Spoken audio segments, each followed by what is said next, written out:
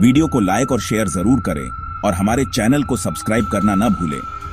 यहाँ हर दिन आपको मिलेंगी ऐसी ही डरावनी और रोमांचक कहानियां जो आपको सस्पेंस और रहस्य से भरी दुनिया में ले जाएं। सब्सक्राइब करने के लिए नीचे दिख रहे लाल बटन को दबाएं।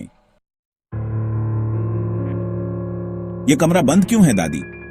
उस दरवाजे के पीछे सिर्फ पुरानी चीजें हैं बेटा, कभी मत जाना वहां। लेकिन अनिया की उम्र ही जिज्ञासा की थी। वह शहर से इस सुनसान कोठी में गर्मी की छुट्टियां बिताने आई थी। पुरानी हवेली, मोटे पर्दे, लकड़ी की सीढ़ियां और हर रात की खामोशी, सब कुछ किसी फिल्म जैसा लगता था। एक रात जब सब सो रहे थे, अनिया की नींद टूटी। उसे लगा जैसे कोई फुसफुसा रहा हो, बहुत धीमे लेकिन पास में। उसने ध्यान लगाया, आवाज आ रही थी उसी बंद कमरे से। कौन है? कमरे के पास पहुंचकर उसने देखा दरवाजा थोड़ा सा खुला हुआ था।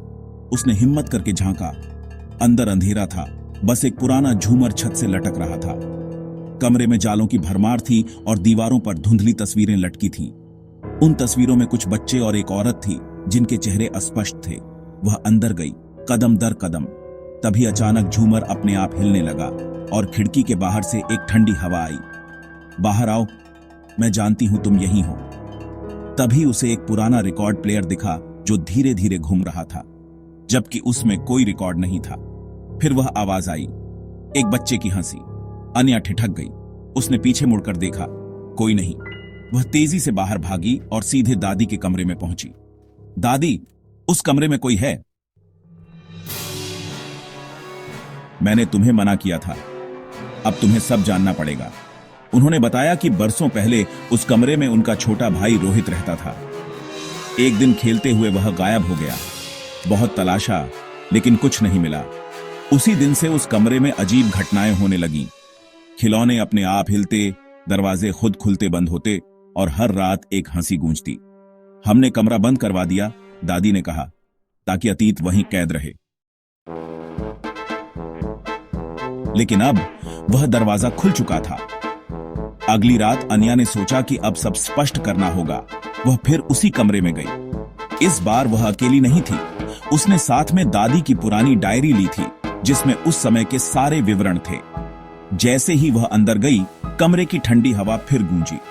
उसने डायरी खोली और रोहित का नाम पुकारा। अनाया, रोहित, क्या तुम यहीं हो? एक तस्वीर अचानक जमीन पर गिर गई। अनिया ने तस्वीर उठाई। उसमें वही बच्चा था जो बाकी तस्वीरों में था, लेकिन अब उसका चेहरा साफ दिख रहा है। अनाया, मैं तुम्हारी बहन की नातिन हूं। क्या तुम फंसे हुए हो? तभी दीवार पर लगा एक पेंटिंग हिलने लगा और उसमें से एक दराज बाहर निकल आई। उस दराज में एक छोटा सा खिलौना घोड़ा था और एक चिट्ठी। चिट्ठी में लिखा था, मैं बाहर नहीं आ सकता, लेकिन अब जब कोई मेरी आवाज सुन रहा है तो शायद मैं अब चैन पा सकूं। मुझे मेरे घोड़े के साथ दफन कर दो ताकि मैं घर जा सकूं। अनिया ने खिलौना उठाया और दादी के साथ घर के पिछवाड़े गई। वहां जहां एक पुराना झाड़ी था, उन्होंने जमीन खोदी। उसी जगह से एक छोटा कंकाल निकला, बच्चे का। दादी फूट फूट कर रो पड़ी। उन्होंने घोड़ा उस जगह रखा और मिट्टी ढकी। उस रात के बाद कमरे से कोई आवाज नहीं आई। वह हंसी, वह सिहरन, सब खत्म हो गया। कमरा अब भी वैसा ही था, लेकिन अब उसमें सन्नाटा था, एक सुकून भरा सन्नाटा। अनिया ने उस कमरे को कभी फिर नहीं खोला, लेकिन खिड़की के पर्दे हर सुबह खुद ब खुद हिलते थे, जैसे कोई अलविदा कहता हो। वीडियो को लाइक और शेयर जरूर करें और हमारे चैनल को सब्सक्राइब करना न भूलें। यहां हर दिन आपको मिलेंगी ऐसी ही डरावनी और रोमांचक कहानियां जो आपको सस्पेंस और रहस्य से भरी दुनिया में ले जाएं। सब्सक्राइब करने के लिए नीचे दिख रहे लाल बटन को दबाएं